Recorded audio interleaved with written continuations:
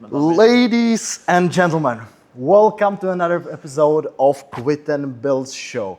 This time I'm here with Matthew Matouš Cipro, also known as Matthew the Fat Ass. Matthew, welcome on the board. Thank you. Appreciate you for having me. It's actually like the first time podcast done live, so that'll be an interesting one. Oh, but he's nobody. Like he never competed. He never even done powerlifting. But that wasn't the truth. I did the powerlifting. I did it in different federations. Nobody just knew about it. Every coach fucks up sometimes, whether you're experienced or unexperienced. So that's just unfortunately part of the game. But it's not really about solving problems for them. It's about them learning how to problem solve. It's not me. It's that kid is just dedicated as a motherfucker. Live for it. You gotta die for it. If you're not doing that, you're not gonna get there. It was the first time that the thought of I should probably not be doing this crossed my mind. All my haters, all of them, especially in Czechia, they were all in my DMs like, 3 out of 9, I bet it's not the first time nor the last time. Zuzana is so much stronger than Agata already, from probably the most hated person in Czech Republic in powerlifting. Going into Sheffield, like, people really didn't like that one. The way I do things is like, you either do it or you don't. There's no try. How many Czech coaches have a junior world champion? How many coaches are standing in open A group in open worlds? How many Czech coaches are going to Sheffield? First of all, before we'll start with the podcast, as always, I have a gift for my guest. Quit and Build t-shirt. Appreciate that. So if you're interested in these t-shirts, just write me a message on Instagram. You'll see Matthew's and also my Instagram somewhere. Ooh. Oh, Oopsie. Somewhere down. Put it on display. Yeah. Okay. And let's get to our podcast. You are powerlifting coach. You are also like kind of powerlifter yourself. No, not anymore, I'd say. But Okay. But still, you've done one competition. It was official one, yeah. Yeah, two years ago. 230. I think so. 2024. Yeah. I think somewhere around that. Yeah. I appreciate you. Well, basically, it's kind of like an honor to bring people to powerlifting, because that's basically why we created Powerhouse Collective. That's the name, right? Powerhouse. Yeah. So like a house for powerlifters. That idea or the brand ideology was really good. It's just that the funding was just nowhere near, and we also were kind of getting like a negative feedback for the pricing and stuff. Okay. But yeah, it's just people did not understand at that point. All of it was like after COVID. It was a while after COVID, obviously, but just the rent and everything is just expensive. You gotta pay the people, you gotta pay the staff, the prices. Like everyone thinks we've gotten it for sponsors, yeah, but we still had to pay like 50% on it. So it was just too expensive, and it came to the point where like we were not basically making no money and we were in debt. Yeah. I think about 2,000 euro, I would say. Okay. I will not obviously say it in Czech crowns, because like it's the same shit. Yeah. But yeah, it has gotten really bad where I just had to like pay for my own pocket, and it was just, I loved it, I enjoyed it, but the stress, the responsibility for anyone getting injured or whatever happening was just like, is this worth it for me when I want to be a powerlifting coach? Because it was at the same time where I started to like kind of pop out in powerlifting scene in Czech Republic specifically, and I was like, yeah, I don't need this anymore. I don't need this. It was a good brand. I might get back to it someday, just for fun of it, to get more people in because of what we are doing in this gym. But again, it's like, it's just too much of a responsibility. And when I have already enough, it's like, there's no point to getting even more, So after that, you decided to go powerlifting coach full time. Yeah. That was the moment when I think it was around. Because obviously Powerhouse Collective was the first thing that we created. We started doing powerlifting events, and they were starting to ask us like, hey, where can we go further? Like, can we compete officially? And I'm like, yeah, but I can't help you with it because I didn't have the team. So that's when I came to create the team. I'm like, let's do it, let's start it. And when I created the team, I started offering coaching with it. Okay, yeah. Because I started powerlifting around 2018, 2019. And I was training with people from GPC or UAP, and So I wasn't really into powerlifting, like the chest and whatever. I was more so in the enhanced part of the Yeah. group. And that's where I basically started to learn powerlifting and started to do powerlifting. I obviously like gambled in strongman as well because like Okay. I'm pretty tall, but that didn't work out. So yeah, that's how I started, and that's basically where people were like, "Oh, but he's nobody. Like he never competed. Yeah. He never even done powerlifting." But that wasn't the truth. I did the powerlifting. I did it in different federations. Nobody just knew about it, and I never bothered to like write myself or write what people are saying about me because I never like found it important because at that point where people started coming to me, they were really happy and. Yeah, You know, as long as it works, well, Yeah. you don't have to prove Yeah. anybody. It was like, Yeah. like in the beginning, I was a shit coach. Like I didn't know shit about. Like I knew what I knew. I've been training in gym and doing powerlifting for like 4 years already, but like it's like nothing compared to what I know now. What I do now, how differently I do things. But I feel like that's just development. Like you won't be able to get better if you don't do the things. Like you can learn. Yeah, yeah. You can learn whatever you want about the books, about studies, but if you go to the lifter and you try to apply it, it's like a completely different story. So whoever says, oh, like you have no education and shit, education won't help you here. You just gotta go and do it, and that's how you learn. And obviously it's kind of like, yes, you have to obviously not fuck up the lifter, but every coach fucks up sometimes, whether you're experienced or unexperienced. So that's just unfortunately part of the game. And it's same as in pro sports. Like people get injured all the time. Is it coach's fault? Maybe. Is it the lifter's fault? Maybe. Is it bad luck? Maybe. Yeah. So like, can never really say, oh, like I love when coaches say like, oh, this coach fucks up these people. How do you know it's him doing it? How do you know that the people are just not making the right choices? So it's always easy to blame someone. It's never easy to like look into details and be like, oh, okay, maybe he's not such a shit. Maybe Yeah. you know, the lifter is just not smart enough. You know, Yeah. but you can also say that's coach's fault. That the lifter's smart enough, but you just can't teach everyone. Yeah, like when you talk about it, I have a real example for that. It's in my life because I fucked my back like 3 weeks ago, but it's definitely not the coach's fault. Yeah. It's more of my fault because I was kind of overshooting the weight and I was trying to push it as much as possible. Then I fucked myself up, and I don't blame the coach. But when the people or somebody from outside would see it, hey, oh, definitely that's a coach Yeah. fault. It might be. Yeah. Yeah. It's the same as with like rehab stuff, right? Because when you are as a coach, we're not physiotherapists, right? We are just coaches that know programming, we know human biology, we know biomechanics and stuff. But rehabbing someone is always a bit different. But when you just try your best, Yeah. and someone says, "Oh, this is shit rehab," that's what I think is the best, you know. So obviously, we are not all educated to like the perfect degree. We'll make mistakes. So I feel like when you hate on someone, it's easier to find and blame them for even more things that might have been true, might not have been true. So it's easy just to categorize these things. Yeah, I understand. But I'll take it a bit back. When you started with the powerlifting, before you even become a coach, what was the part you found interesting about powerlifting? Why powerlifting? You know, it's like you could choose any other sport. You could choose strongman, for example. Yeah, I mean, I've done a lot of sports in my life. I've played floorball professionally. I was signed with a team. I was pretty athletic. I played tennis. I played golf, football, ping pong. Whoa, there's literally hockey. I played all of Yeah. it, and I hate team sports because I hate carrying that guilt of someone else's mistake.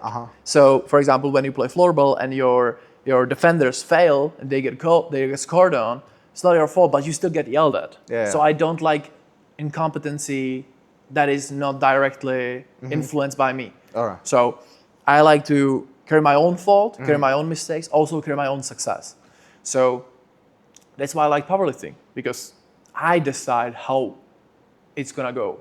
I decide how I'm gonna do it. I decide as a powerlifter, how much I put in. As a coach, I decide how much the lifter succeeds, because that's up to me, right?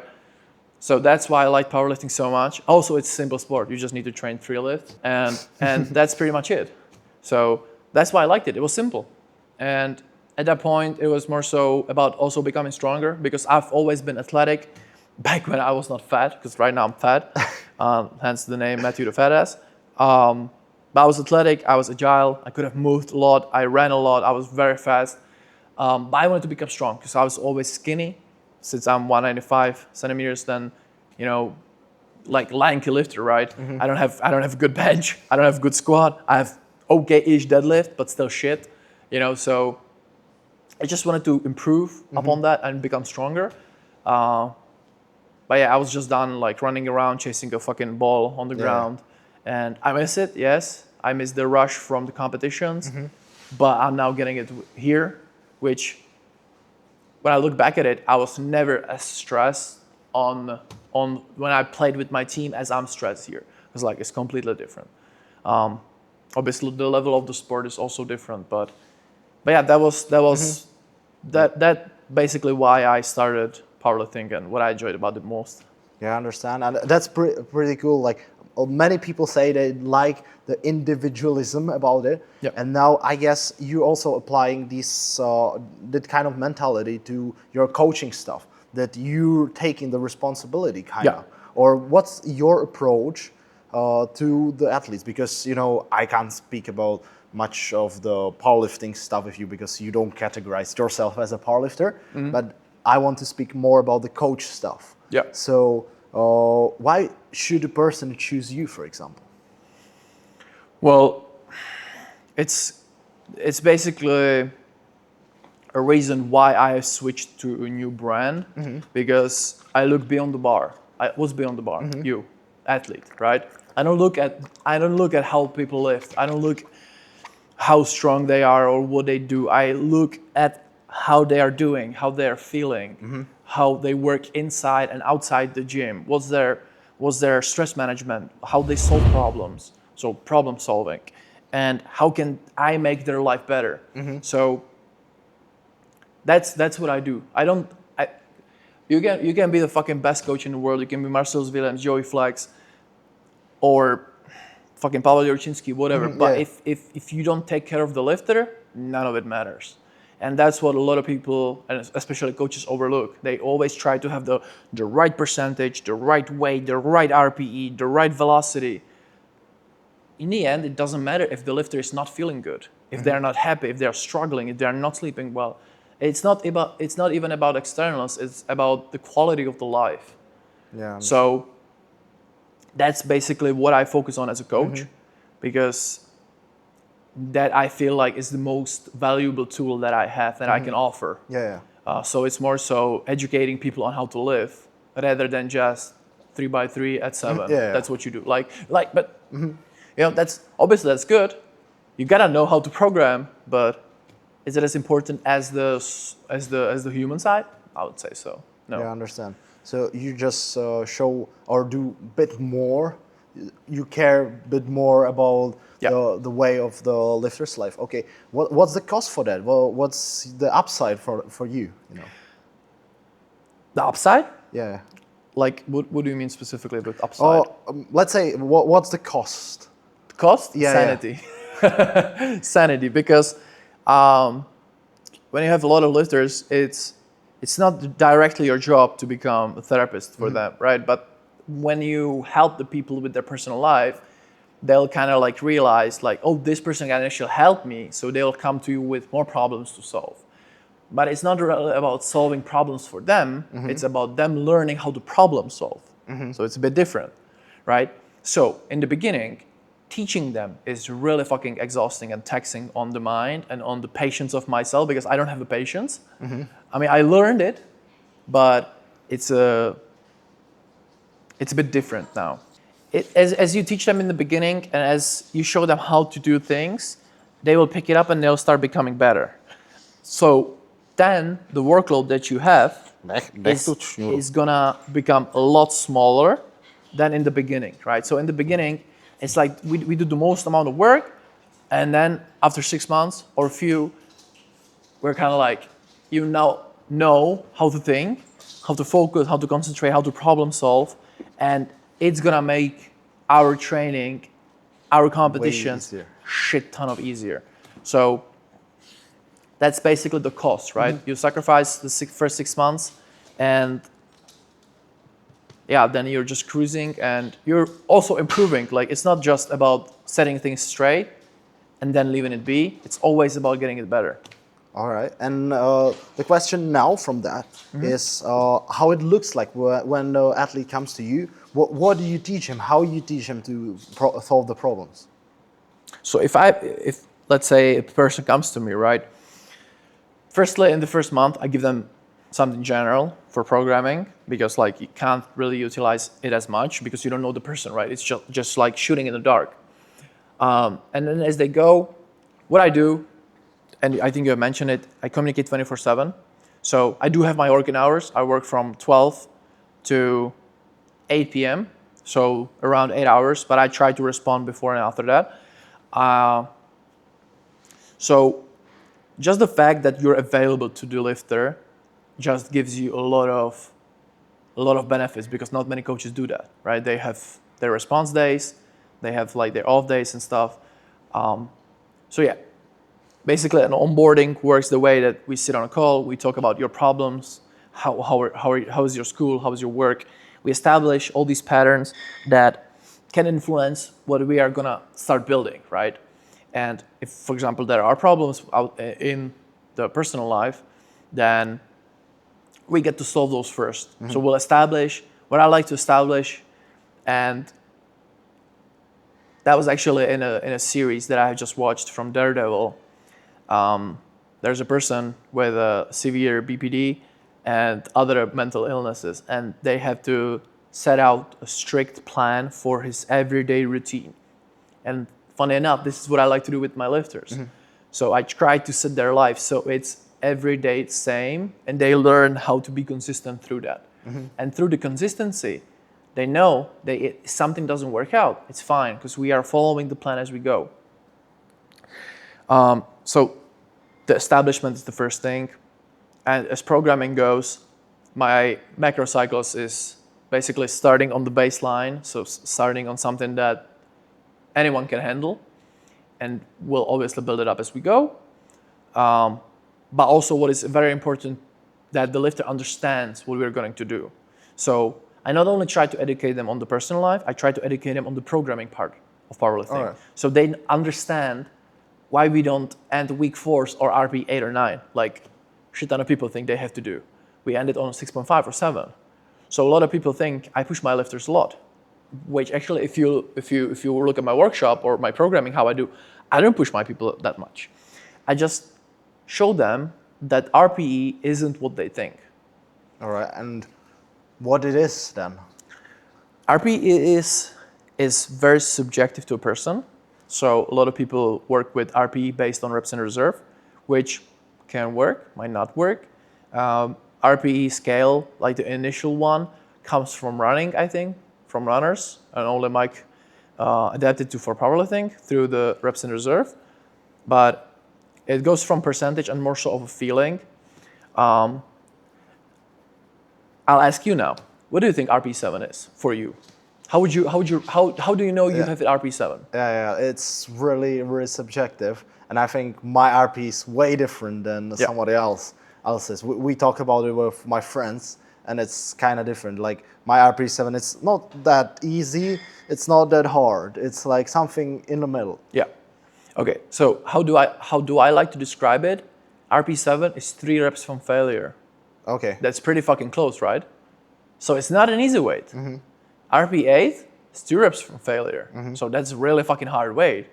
RP6 is still 4 reps from failure. So that's not an easy weight.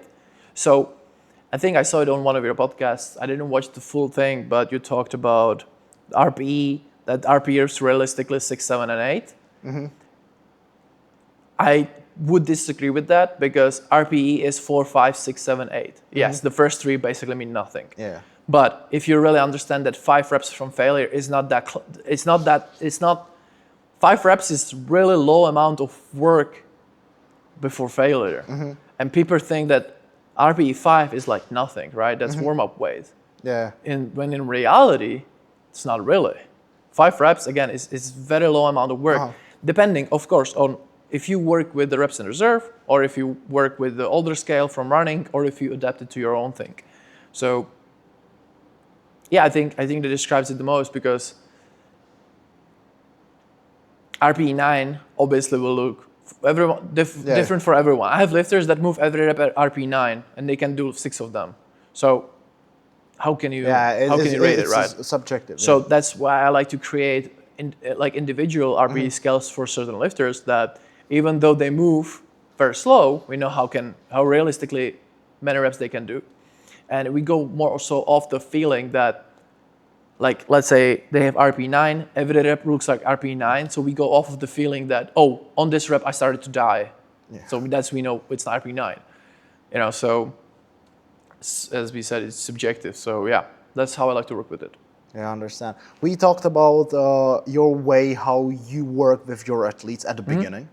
And then what's the cost, you have to be nearly 24/7.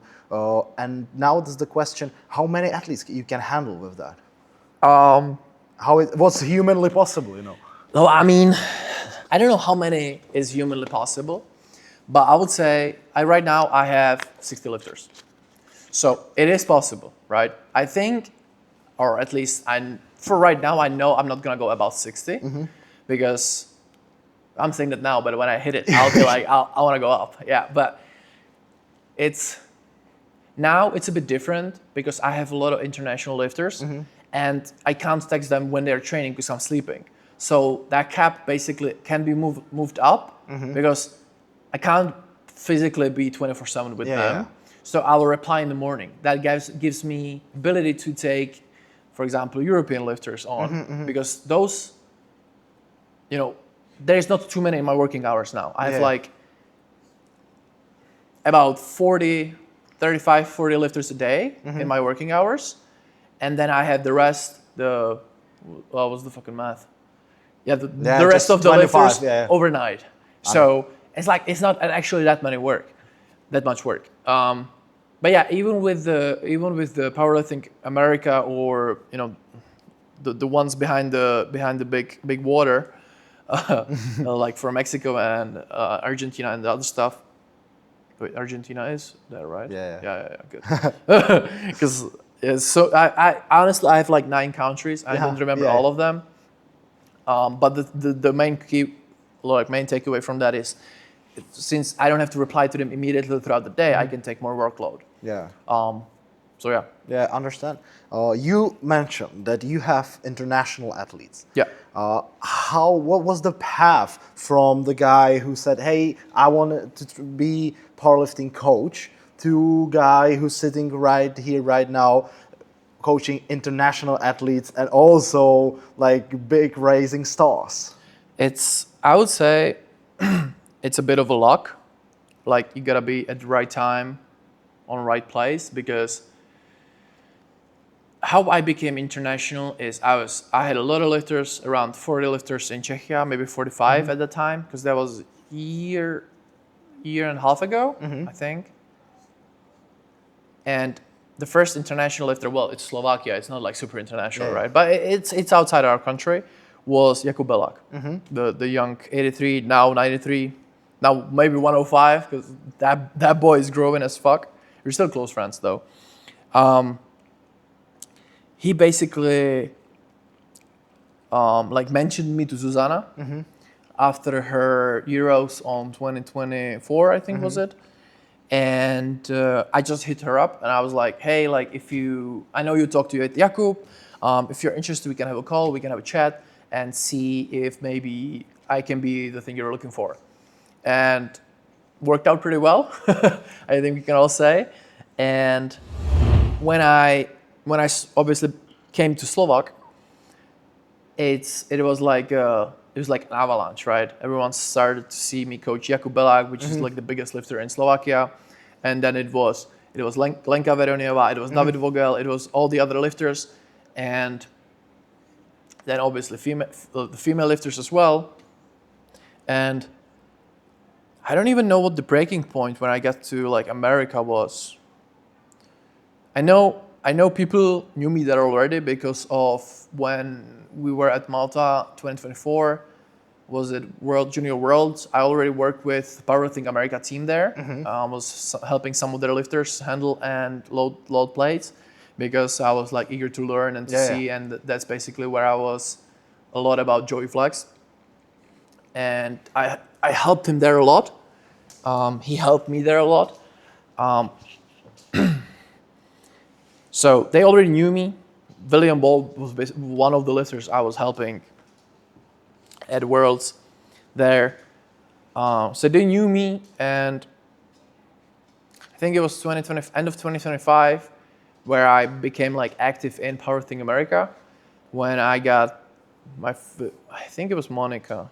Monica was the first lifter in USA, and then somewhere along the line, Hunter joined me because I had gotten a lot of recommendation from Elliot Sykes, because we talk a lot about his training and how he's doing stuff, and he's the type of lifter that finds comfort in reassuring. So he was always like, "Hey, what do you think about this lift?" I'm like, "Yeah, it's fucking awesome."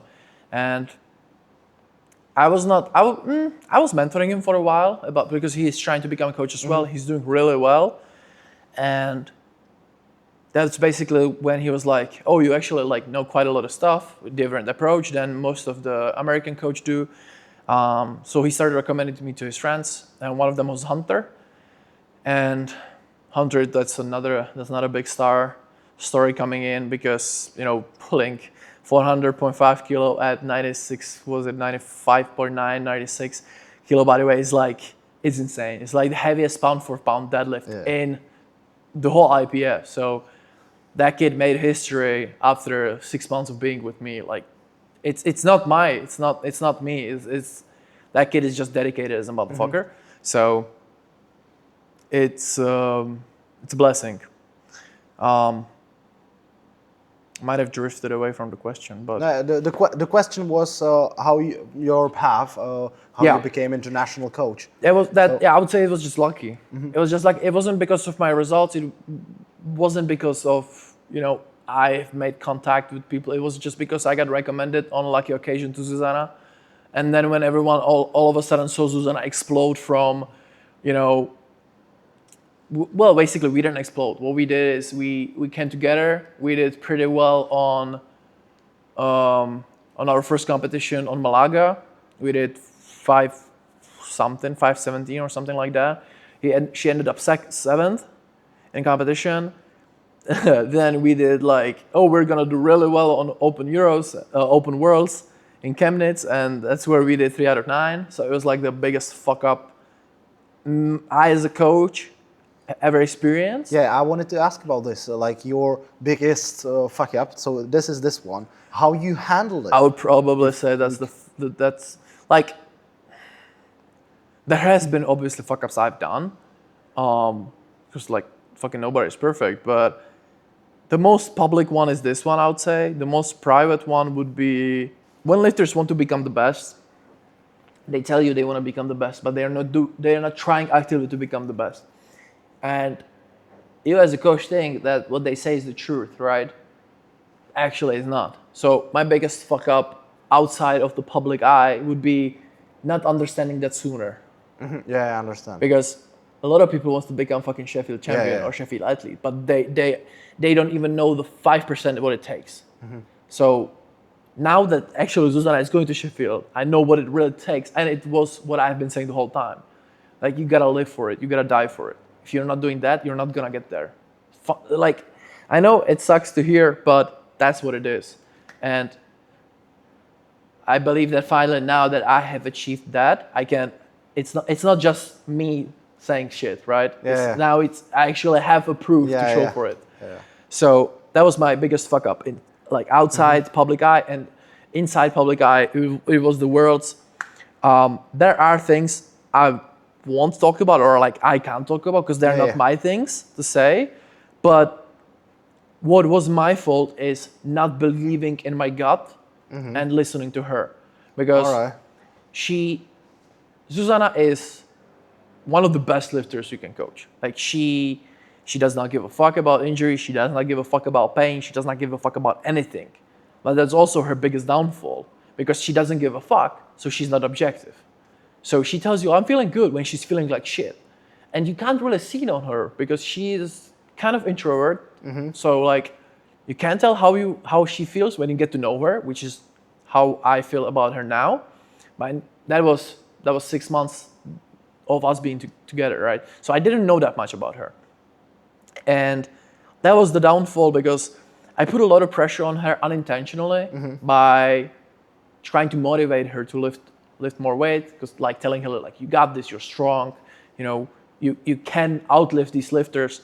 And what it created in her head wasn't motivation, it was more so like, I have to do this. If I Like don't do pressure. it, yeah, if I don't do it, I'm bad. And the problem, that's why it's my fault, is I did not realize she was 19-year-old. Because when you talk to her, you would think she's 25, 26. She's super mature lifter, super mature human being, and very independent. And even though she is that, she's still 19 years old. When I was 19, I was eating dirt on a fucking playground, even though I was fucking 20 already, Yeah, 21. But with her, you can't tell she's 19. Now, I think she's still 19 though. No, wait. It's possible. I don't know personally. I think so, because she should turn 20 this year. I'm not sure which month though, but whatever. I know she turns 21 next year. So yeah, you wouldn't tell that, right? And that was my fault. Even though I can read a lot of people, like I'm pretty good at that, I could not read her because I just did not know her enough. And I left the openers where they were since the script that we have created before competition. And in Chemnitz, the biggest external variable that was for the competition was super hot in there. Super, super fucking hot. And where the A group happened, I was there before for B group, for 2 B groups, right, with Christina and Jakub. And it was kind of fine because there wasn't that many people. But for A group, when the stadium packed up, they were like, I think 2 lifters were almost passing out. Zuzana was one of them. So when I went for the openers, I'm like, we should probably lower them down, because I saw how she's moving the weight and I saw that she's almost like fainting. And I'm like, we have got to lower the openers. And she was like, no, we are not lowering the openers, because she was confident. She wanted to prove she can do it. But it wasn't about proving anything. It was more so about like being smart about it. But I just did not want her to feel like she's not worth it. And I was just like, yeah, let's keep the openers. And that was the biggest mistake, because the openers fried her. Oh no, he's coming again. The openers fried her, and she after his first squat, she came behind the wall, and she just fell on me. And I'm like, oh fuck, we are so fucked. So I took her outside. I tried to put a lot of like, I don't know how to say it in English, right? I took a fucking rock and I tried to like It's just get more air to her so she can start to breathe, a lot of water. And I was like, yeah, we gotta lower the openers. When she came to her senses, she's like, no, you're not touching the openers. I'm like, fuck, but we gotta. So we went for benches. I didn't lower openers there because she was getting better. She got carbs in and she felt better. What was the problem there as well is like, I'm not a head coach of PZK Fit, and at that point, I think I was with Slovakia, so I couldn't tell the head coach like, go lower it, right? Because that's his call, and in the beginning he didn't know me, so it was just a bit harder there as it is right now. Right now it's pretty good, but yeah, we just didn't lower it. The bench went fine. We kind of fucked up on the technicality there. The strength was okay-ish. She did get 115 up, but she just used to have problems because I think on that competition the bench pad was the stiff one, so a lot of lifters had problems with the butt lifts because that bench pad just sucks ass. And for deadlifts, same shit on squats. Like, she was feeling good. All of a sudden, first deadlift came in, she fell down. Like, she didn't fall down on the ground, but started fainting again. And I'm like, yeah, we're cooked. So she did get a good numbers up, just didn't pass the jury because of the lockout. She was not really present in the lift, so she did not notice she has to lock her shoulders more. Even though I would say that the last, 225 was locked out when we were comparing it to Karolina that had shoulders like this, and I was more so like this. we know that in Chemnitz the judging was very, very inconsistent, especially with elbows, with the torso thrust, with depth. You know, not it was not only us influenced. It was Gustav Yeah. Hedlund as well. I think Emil Krastev as well. So it wasn't just us. Yeah, I understand.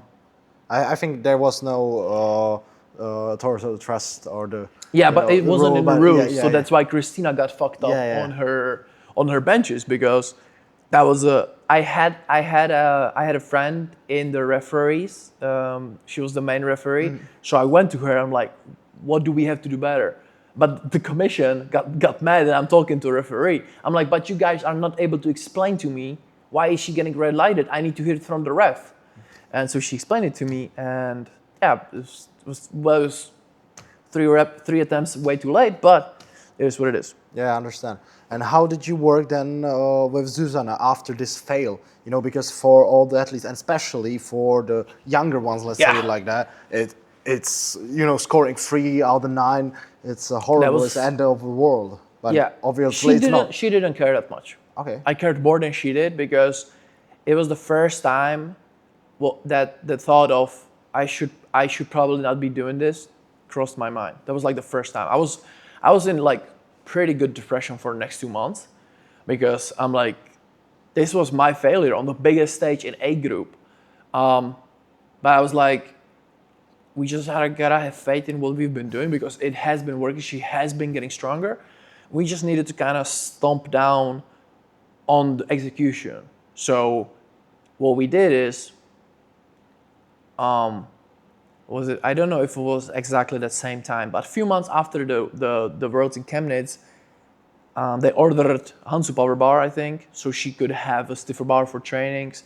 We make sure that she does not lift the butt. We made sure that she can finally lock out the deadlift, so we switched to mixed grip, and we basically like, okay, we know you're strong, we know what you're capable of, but we can't push you because you're just not ready for it yet. You're not mature enough to handle it. So we got down to the basics, to the technique, to execution, and we just became very consistent at that. And that's when, after that, that really kicked us to, you know, winning the junior worlds, because when she was in sub juniors, she told me like, and her mother told me, we're very close with her mom and her dad too, but he doesn't speak as much English as she does. And she's like, Zuzana doesn't enjoy when she's winning all the time because she's really talented. So when we lost in Chemnitz, it really like kicked her and jump started her like drive and motivation Yeah. to become the best again. And that's what got us to winning and doing 5.7, 5.5 at the junior world stage at Costa Rica. I don't think we would win if it wasn't for the huge ass failure on the Chemnitz, because that's when we both realized we gotta do more. Even though we've been doing absolute best, that was still like, you guys have to do more. You just have to. If you want to be the best, if you want to win, there's no other way. So yeah, that was the biggest depression that I've ever been through as a coach, biggest failure. And all my haters, all of them, especially in Czechia, they were all in my DMs like, 3 out of 9, I bet it's not the first time nor the last time. I'm like, I just liked it. And I'm like, okay, like, back to the drawing You board. actually had the messages in your DMs like that. I think I still do. I might have deleted them because I just don't like to have them there. I just deleted. But I had the DMs there. I could say the person's name, but why would I, right? So the DMs I've gotten, it was really what drove me forward. So I would actually thank those people, because right now we went on to the next competition. We did 9 out of 9, world record, junior world champion, and obviously those people were quiet. Now that we have gone to Europeans, right? The one in Lithuania, I think you were commentating there as well. Again, we did 8 out of 9, but again, we pushed the record. We did 586.5, so we added another 11 kilos onto the total in just 3 months. And what was the biggest issue going anywhere from that is like can we repeat it? Can we make it better? So even though we done so well in the previous year, I'm like, can we repeat it? Can we improve it? And I got depressed again because like you have to follow up on it, right? Holy shit, did we do that? So it was a bit tough, the whole prep. She mentioned it in an IG story. She got into a car crash. It totaled her car, so she had to dump it. But it could have been worse because they were staying at a red light and some guys just hit them at 40 kilometers per hour from back. So she just got like some fucked up nerves in her quads, lower back hurt for a few weeks after that. But it was more so okay. Could have been just way worse. And then she started doing school and everything started packing up. So she got really stressed. She won't be able to perform at the Worlds, which we obviously have done. But there has been thoughts of like not doing them, but she's not a quitter. She always hates when I tell her like, you can skip training, you can take a day off. She's like, fuck no, I'm not a pussy. I'm like, I understand you're not a pussy, but like we gotta rest. You know, if your body's broken, you gotta take some days off. She's like, no. I'm like, okay, fuck. So let's do it. She has the kind of mentality you talked about earlier that she really wants that. Yeah, she does. And she also, what she hates is when people compare her to Agata. All right. That is like the biggest trigger because, Agata is obviously, that's the worst thing. They're both Polish. Yeah. But like, Zuzana is so much stronger than Agata already. When you compare their ages, she is so much more stronger, so much more ahead. Obviously, Agata has the benefit of being versatile. She's small. She can go 63, she can go 69, she can go 76, 84. Zuzana can't do that. She's taller. She's like, I don't know, 30 centimeters, maybe 40 taller. Like, Agata is very small. Well, 40 no, that's too big. Yeah. But she's really a lot taller. She has a lot more longer arms. But like, there's no doubt in my mind she can do 650 at 76, which is an outrageous number. But if we think about it, her left leg works at 30% of capacity. So she squats 217.5 kilo with basically one leg when she in prep did not squat above 200. All right. So if we have that healthy leg, we could have ended her training numbers at 215. We could have been on 230. And we could have already went against Crandon more toe to toe. Yeah, it's always like, you know, it could have been something but there are the externals, so you have to work as you mentioned it's like, earlier. It's more so saying that she will beat anyone that's in 76. Because not to mention is we weighted at 75.5 and we had a cut before that just to be sure that we can weigh in lower than Crandon, which we did. She was the lightest in the class. We know she can manipulate body mass about 3 kilos in 3-4 days. So we can actually start training at 79 and still fit 76 class, and that will give her a lot more strength, recoverability, everything. But the problem is she's a student, right? So she takes exams. If you're under stress, the intake you can eat is much smaller because of the stress. You sleep less, you under recover. You know it as a powerlifter as well. So it's just those things we have to kind of get in line, establish, figure out how we can do that. With her, it's a bit harder to help her because she's so independent that she doesn't really let me help her. But I kind of find my ways in to figure out and do things with her. So yeah, that's looking forward to what we have to do because right now we have 5 months out of Sheffield. Yeah, that's the next question. Like, how does Sheffield? Actually, the first question before we dig into Sheffield competition. Did you expect this outcome from the Worlds that you and especially that Zuzana will nominate herself to the Sheffield? So basically, I've had 3 plans in my mind going into this competition. It never crossed my mind we're gonna fail because I like to believe that I already know enough for her to get her ready, whatever is happening. She was 2 weeks out, she was completely broken down, not physically, but mentally. Because again, she has that expectation of her. So I figured, and I mentioned it on my stories, you know what fitness level is, right? Basically readiness to training and Yeah, to yeah. perform at your best. She has her fitness level at 100% all the time.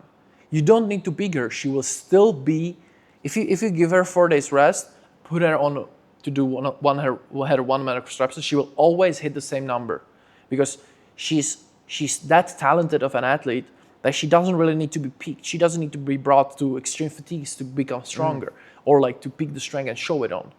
So, and lucky enough, because of in Costa Rica, we did peak.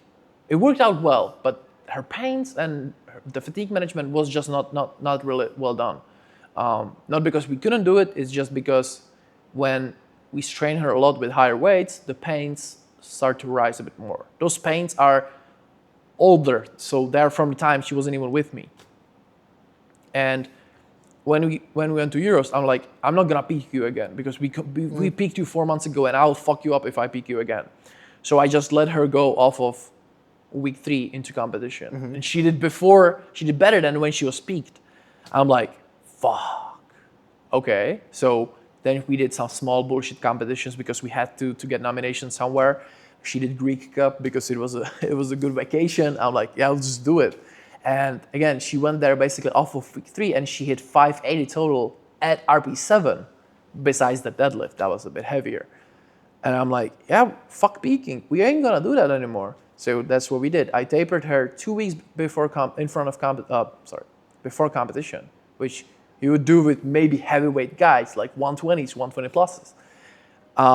Not with females. Basically, most of females don't even need taper. They can go from peak to competition. Okay. Some, not all. And that's what we did. And she came into competition basically with almost like no pains. Obviously, the pains came in when she started competing, because we're lifting a lot above what she's used to. But what it told us is like, this is how we're gonna do things. And so that was back to plan, back to the 3 plans. I had first plan was the worst one, the play for second. So we knew that Mara and Bettina Hanlon and Clara Peyrot are behind us. We know they're getting stronger. Are they getting stronger, Susanna? No. So what we basically needed to do is just to shadow 3 of them, and just keep up being ahead by 5 kilos, 7.5. Something that we know they can't jump on deadlifts. So that's when we started the competition. I'm like, okay, so we ain't gonna do that plan, because we were so ahead with openers. I wasn't even worried about it. If we missed numbers, could have been problematic, but I was confident that I can get her top end pretty accurately. I talked with Marcel Willems the day before that competition, just to kind of like establish if my thinking is correct, what should I be doing, because I wanted her to contend Cranon. That was my number 2 plan. So if they're feeling really good on the day, I would raise the openers. I would let her start at 200 and end on 225. With bench, it would have been 120, 122 or 125 to end on 137.5, 140 maybe. And with deadlift, I wanted to be around 267.5 to 70 on the last deadlift. Which was way too optimistic. Like 225 on squat, probably not. Maybe 220, 220, 2.5. Could have been there. Would have, maybe, but whatever. Yeah. Bench, 135 would have been there. I think we all saw that. That was a pretty easy attempt on the third. And the deadlift was nowhere there. So I knew she was feeling good, but I'm like, let's not repeat the same shit we did in Germany, because I ain't about to go home 3 out of 9, missing Sheffield opportunity. And so we did the third one. So you knew that if you come to the competition, you are battling for Sheffield in a way. Yeah. I knew that already when we were competing at Euros. Okay. Because I knew that if we did 600 on Euros, she could have gotten the wild card, but it was between Bobby Butters, Azaria, I forgot her name. She won the 84s now, and Zuzana, because obviously I had my friends at SBD, and that was. I may be talking shit, I don't know 100%, but this is what I've been told, that it was between the three of those, and they choose the two because Azaria has a huge potential, which she just showed this year, and Bobby Butters is a veteran that is really consistent with her performance. And with Zuzana, after her Germany performance, they knew that it could happen. Yeah. Even though we won Junior Worlds, even though we did Euros, but we didn't get the 600. If we did get the 600, that would be 95.20% of the world record. So that would have gotten us within that reach. But you need to have more than 95%. And we didn't do that. So that's why we were not even considered for a wild card. And now, the third plan was get that 95% and get that second or fourth round of nominations. And when we were just jumping, and I saw our predictions, I'm like, 628 was the world record, I think. And 95% from that is 597.5. Mm-hmm. I'm like, okay, so we need 600. That was the final plan I set on. Crennan, if she walked in with injury, we would have gotten her. But I know that injury and the timeline of the injury was different than what she made it seem. She got injured 3 weeks out. She didn't. She got injured after nationals. And again, that's not what I made up. That's what I've been told from other people. Johnny Kaufman, she did say it on podcast as well that she's squatting normally. So we kind of all knew it's not like she was injured, but she's not anymore. So we knew she would come in hot. When we saw the opener on squat, I'm like, yeah, we ain't gonna beat that. If she misses, maybe, but she didn't miss. So I was like, okay, let's secure that 600. Let's make sure we end up second. We get that world record percentage. Then we can get nominations. Since we were 76, 84, 84 plus, we knew that after us are only two groups. And if 84s get nomination, which they did, Azaria, and they don't get the second 95%, which could have been Karolina, but lucky for us, she didn't get that, then it was only one spot. In 84s, same thing happened, right? It was Brittany and Sonita. Mm-hmm. Sonita didn't get the lockouts on deadlifts. So she was not contending in 95% anymore, and Brittany won it. So Brittany got it from first round, and that's when the three lifters got the fourth round. It was us, Canadian girl, I forgot her name, and wait, it was only two of us? No, three of us. There was not sure about that. Yeah, that was one more lifter, I think, from female class that has gotten it, because only 7 or 8 got nominated. So 2 or 3 got added to it. Might have been only just 2 of us. Oh no, there was Sara Naldi got it. Sara Naldi, the Canadian girlie, and us. So that's how I knew we were going to Sheffield. But I didn't have the thing in front of me. We didn't get the invitation. And all of a sudden, my fiance opened Sheffield web event page and Zuzana Mazur. And I got chills all over my body. I'm like, I don't believe it. It's bullshit. How is it not there? We haven't gotten an invitation yet. And they all of a sudden started posting it. And it was the same lifters that were on the page. And I'm like, no. We might actually get it. So I called Zuzana. I'm like, yo, you are going to Sheffield. We are going there.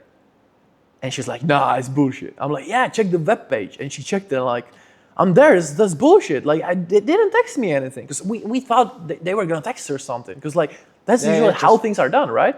And they just posted it on Instagram, invite secured. And I'm like, okay, fuck it, I guess we're going. So that was surreal. I'm not going to lie, and that's going to sound so ungrateful. I thought I was going to be happier. But the thing that came to my head, job's not finished. Because now we have to battle Brendan again. And now we're gonna walk in knowing what she can actually do, but we knew it before. But PA Nationals is different than world stage. They don't have jet lag, right, on PA Nationals. Here she had it. And also PA Nationals is a bit different standard-wise. So she proved she can do what she can do. We proved what we can do. Now we have 5 months to beat her. So she's gotten a lot of ass whooping from me because she is gonna be coming to Prague like every month for trainings and rehab and everything. Because I said I'll make sure that when we step on Sheffield, you'll be healthy.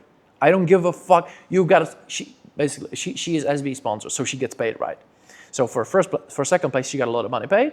I'm like, 30% of this money goes to your travels. I don't give a fuck about anything else. You're gonna be coming to Prague. We're gonna get you physio. We're gonna work on it. And when we go to Sheffield, you are gonna be there, because Zuzana got not mad because she lost. She was second, so she basically didn't lose. She got mad that Crennan did that injury the way she did, and that really fired up Zuzana, like, because it's like, I understand like Instagram and shit, you just wanna get your name out there, right? Yeah. But it was just the way that it rubbed her the wrong way. And she just wants to win now. She really wants to beat. I had never seen her more driven. So I'll squeeze every single kilo I can get out of her to really make sure that she wins. And it's gonna be interesting, because from probably the most hated person in Czech Republic in powerlifting going into Sheffield, like, people really didn't like that one. I know it for sure. Yeah, And this one's crazy. Like, but yeah, imagine, like, yeah, as you said, from the most hated person in Czechia, you're the only one who ever, from the history of the sports, is going there.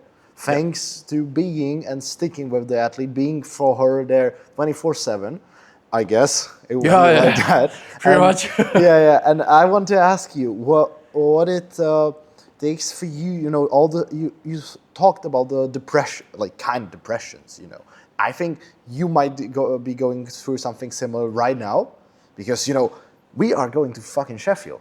So how you handle these things as a coach? Because one thing is when you're an athlete going on a platform, but behind every athlete is the coach. So how do you personally work on yourself and your mental state right now? So I have been, when was it? When I was 21, 22, I've been diagnosed with panic attacks and anxiety. In the beginning, I was handling it pretty well. Like, I could have just switched my mind. And for example, in therapy, I've learned that if I want to turn off my anxiety, I just have to listen to something. So I started focusing on sounds. That usually got me past it. But unlucky for me, it's kind of a genetic thing, and I have it from my mom. It has been getting progressively worse, to the point where I started, and I had to seek like medical attention. Basically, my worst thing was like, for 3 or 4 weeks, I was not able to get out of bed. All right. I was crying all day. I was throwing up. I was like, I just kind of, it wasn't like I wanted to die. It wasn't that. It was like, I can't live like this. So I have to do something for it. So I started taking meds. I'm still on them. I'll probably forever be on them, because on them, I'm who I used to be when I was 18, when I was 17. I was like, how it works is, you would think you can, let's say you're struggling, you didn't lift 200, right? Mm-hmm. And I don't know how to describe it. I knew how to describe it very well when I hit it, but it's harder when I haven't hit it for a while. It's like somebody just sits on you and they don't want to get up. Like, shit goes dark, you can't hear shit, and you just don't know what's happening. And when people tell you things will be good, there's no way in your mind you can switch it and think things will be good. Everything is automatically gonna end like shit. I thought I was gonna go to prison because of what I got my anxiety about. I can say like out loud, because I didn't actually do anything wrong, but I thought I was doing anything wrong. So I am self-employed, and I'm paying monthly fee. Like, I don't know how is it in English exactly. For taxes or? Yeah, taxes and everything. Yeah. The taxes, The insurance, healthcare, and everything. I was paying it, and I thought I was doing it wrong. But I was doing it right. And I just spiraled out of control. And that's why I couldn't get out of bed, because like I thought I was gonna go to prison for tax evasion. But like I have accountant, I have lawyers, I have everything. They were all telling me like, it's okay, you got everything, you're safe. I was like, nah, I'm going to prison. For no fucking reason. And I just couldn't do anything to switch it. Like, so yeah, I got on the pills, and all of a sudden it was fine. I didn't care. I knew that what I'm doing is correct, and it's not bad. So back to the thing of me going to competition with the lifter. Right now, I can handle it. When I was, it's a lot better than it used to be. When I was in the first competition, it was funny enough in Lithuania with Kristina Bedlakova in the 57th. I think I threw up before the competition. Oh. When we were stepping on the stage, I just went off the toilet. I started throwing up because of the pure stress. We didn't even compete. She was C group. There was like zero pressure on us, and I still threw up. The lifters, they never know. You can't tell it that I'm stressed or something. I'm just like, I can get very well into the zone, and I can just like crush the numbers and just work the best I can to, make it seem I'm busy, so that the lifter doesn't really see I'm stressing. I start pacing a lot, so that's how the lifters can tell I'm stressed. But I use the pacing to get more steps in because I actually enjoyed it. So, for example, in this competition, I went through, in Lithuania, there's like the long hall. I just went back and forth. I was just getting steps. I was listening to music. I was vibing, making the calculations. And like Zuzana was like, are you stressed? I'm like, yes, but actually no. Like I'm stressed the way that like I care for it, but I'm not stressed to that level where it disarms me, And what it used to be is like I got disarmed by it. So like I couldn't think straight. I couldn't make the numbers. I made bad calls. I made irrational calls. And that's basically also one of the things I'm like, yeah, I gotta get on the pills because I gotta think straight. And right now, I can get stressed to the highest level. And when I get to Sheffield, I'll definitely throw up. Like 100%. There's no doubt in my mind I'll throw up because it's different. I talked to all the coaches like that have been to Sheffield, like how much more stressful it is. And they're all like, it's not worse. There's more at stake because, you can win a lot of money. But at the same time, you have people that load for you in the warm-ups, so you don't have to care for shit. Oh. You have really easy timing because you know exactly when you're starting. As on the Worlds, yes, it is as well, but you have combo rec for yourself. Or like there's maximum 2 people. I think there is combo rec for each lifter. I don't know, but I know that there's at least 8 or 10 combo recs at Sheffield.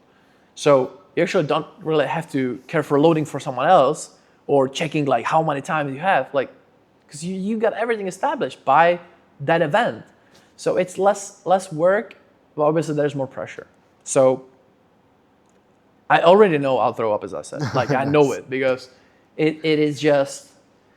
It's so big. Yeah, I think in the new hall it's gonna be like 5,000 people watching you, and I can't even imagine what Zuzana is gonna feel like because that is so unimaginable for me. Because like as an athlete, obviously I haven't been there because I was a good athlete in different sports, but I was younger, so I didn't have that much of a pressure, and I didn't have my career out there because like this is just like me. If I fuck up, the whole Chemnitz is gonna repeat. It's gonna be the same shit. Everyone's gonna be trash talking me. But like, I don't give a fuck we got to Sheffield. Like, there's so little amount of people, especially coaches, that are gonna get to Sheffield that even if we fuck up, it's only expected. Look what happened to Alba. Her first Sheffield, complete disaster. What did she do 2 years after? Back-to-back world champion. So I don't give a fuck if we fuck up. As long as we are gonna go back and put in the work, I know she can go to Sheffield next year and win. Because that's who she is. She's not a pussy. She doesn't give up. And the haters can laugh all they want. Like they will always be comparing her to Agata. Oh, Agata is stronger. Obviously, she's 4 years older. But right now, if you think about it, Agata did 6:37.5 at her mock meet in competition. Zuzana did 6:02.5 at the world stage at sanctioned competition. and we are like 35 kilo behind, which is one good squat with good leg and one locked out deadlift, and we are there. So we are not far, especially when Agata can't get depth on benches or she's kind of sinking. So it's a bit different. I'm not trash talking Agata. Yeah. Like, I think she's still probably the best athlete in powerlifting right now.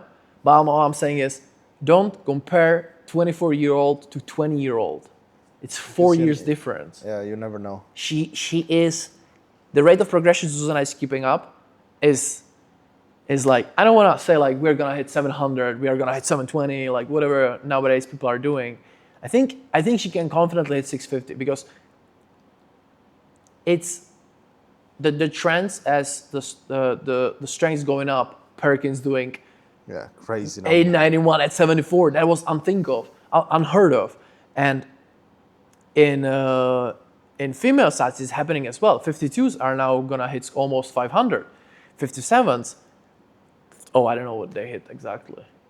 But also, Yeah, it's just it's increasing. just going up. So it's not like I'm saying like something like completely stupid. It's there. Crandon is 630. She's not far off as well. She can get there if she keeps going, because her or her lifts, if she would actually like hit RP10s, would have been probably 242, maybe 250, and that's her squat. Her bench could have been like 135 maybe. She wasn't more. But on deadlift, she can do 265. I mean, I know it because I've already talked to Joe about it. And so that's another 10 kilos, right? So she would be already at 645. So that's 5 kilos So you off. just It's not a bullshit to say that. It's not a bullshit to say Perkins is gonna hit 900. It's not bullshit to say that Will Ball will hit 960, because they're all on those numbers. What kind of nurse, for example, Will Ball is the bench because he can't well, sink it anymore? We kind of sorry sorry, to interrupt. We No. we have to sink you back to the Yeah, question yeah, because sorry. we are kind of getting away from the topic. Yeah. The question actually was your feeling, because when that you will just vomit before the competition, or just you won't feel good. Yeah. Then we started to compare Agata and Zuzana, which is not healthy, So before that competition, what's the plan? What's the plan for you? Not for Zuzana, because I think that's more of the question for her. Yeah. But also like for you as her coach, how you will work on because you have to be there for her. Yeah. How you will work on your mental health, how you will work on yourself. So,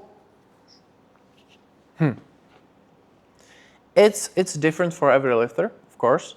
Some lifters like to be left alone. Some lifters like to chat a lot. I personally like that we are locked in and we're focusing on what we're supposed to be doing. But some other lifters just want to talk about random shit, so they get their heads off. But with her specifically, it's like memeing and doing dumb shit. All right. Like 6'7", like she gets high on that meme. So I understand. It's So- most of the lifters, but I'm more curious about you. Like you as a Matthew Fatass.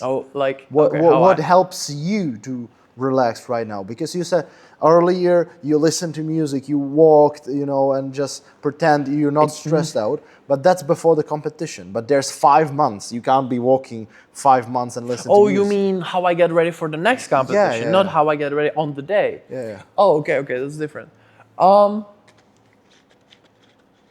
Damn. Honestly, it's just like every other day.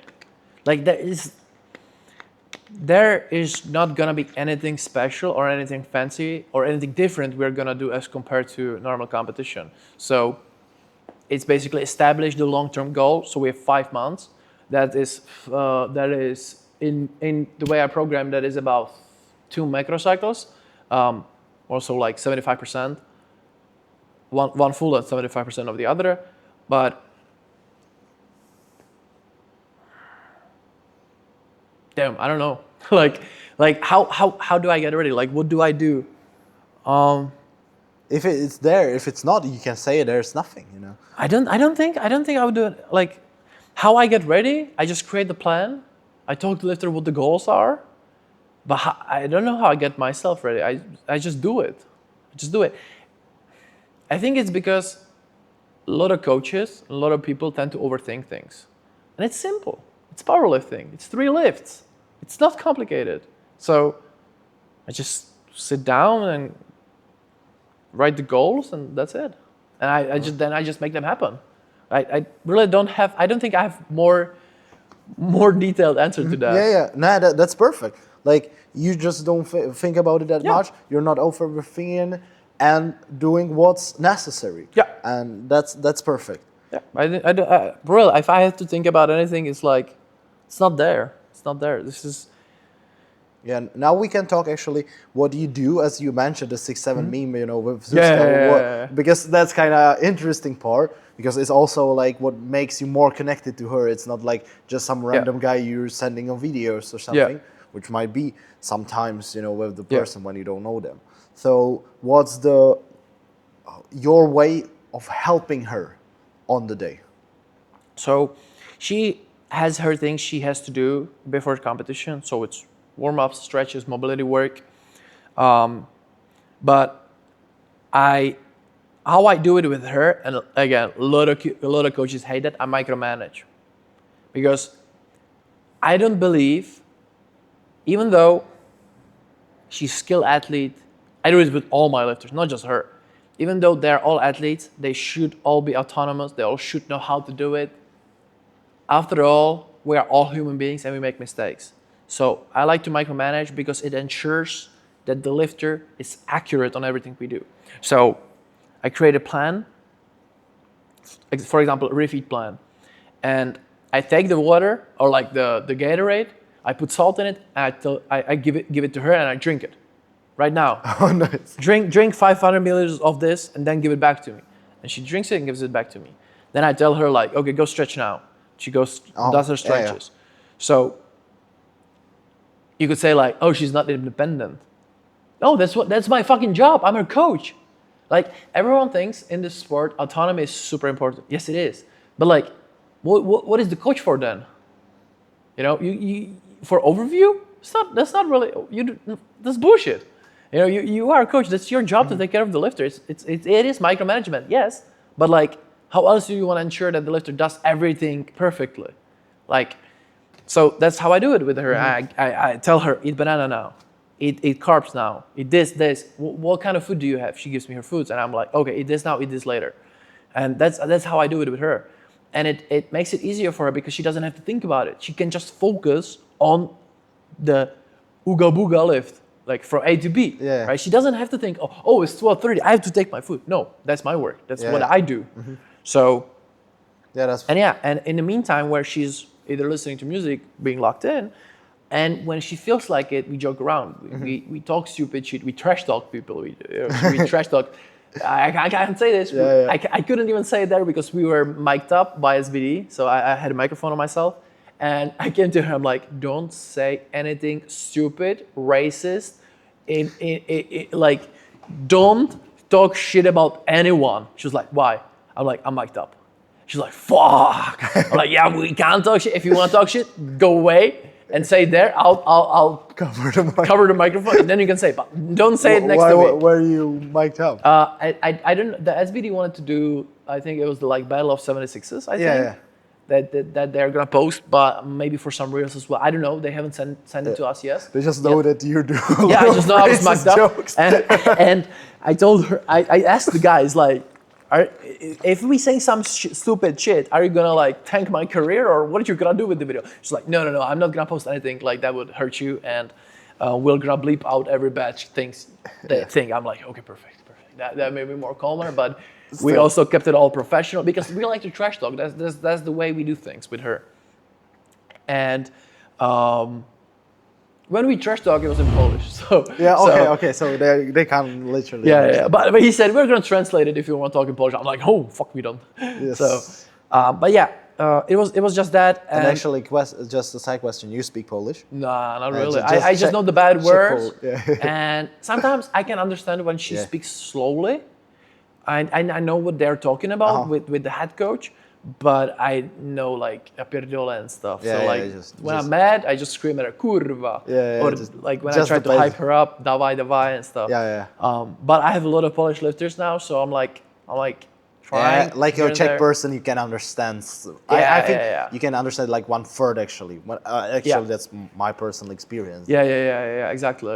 Because some words pretty similar, some words are like Yeah. off. But if I know what they're talking about, I can understand a word here and there, and then I can like piece it together. But when her dad starts to talk, I'm gone. Like he Yeah. blah, blah, blah, I'm like, what? Yeah. So no, but her mother is All good. right, that's nice. So you just hype her up. You like just trash talking people and that stuff. Yeah. Well, And also what we kind of like to do is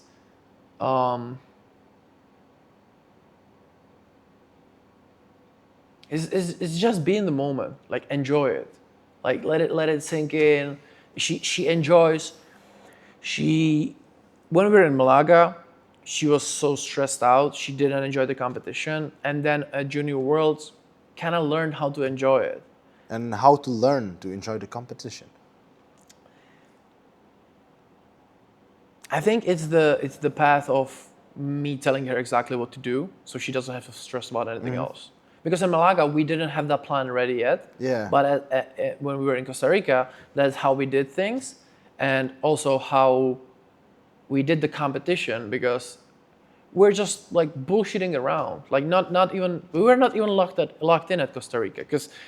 It was because when we saw the openers, Clara was like 520, we were like 550 with openers. Or no, it was 535 to 515. Yeah, so she were more relaxed. She was about- relaxed yeah. because if even if we did openers and 1 second attempt, she would still win because she was that ahead.